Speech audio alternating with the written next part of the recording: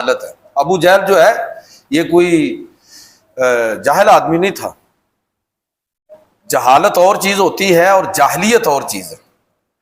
جہالت اس کا علاج لا علمی ہے، علم کے ساتھ اس کا علاج کر لیجیے، لیکن جو جاہلیت ہے اس کا کوئی علاج نہیں ہے کہ بندے کو ساری باتوں کا پتہ ہو پھر اس کو تسلیم کرنے کے لیے تیار نہ ہو۔ تو ابو جہل اسی وقت، آج بھی بڑے ابو جہل ہیں، ساری بات کا پتہ ہوتا ہے، قرآن میں لکھی ہوئی ہے، حدیث و سنت کے اندر موجود ہے، ساری چیزیں واضح طور پر معلوم ہے کہ یہ حق ہے اور یہ سچ ہے، پھر بھی اس کو تسلیم نہیں کریں گے، تو یہ آج کے دور کے ابو جہل ہے۔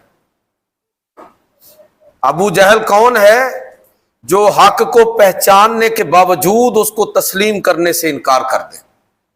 یہ رویے جس شخص کے اندر بھی ہوں گے، جس سماج کے اندر بھی ہوں گے، وہ سمجھ لیجئے کہ وہ اسی ڈارک ایجز میں ہے، وہ اسی دور جاہلیت کے اندر ہے۔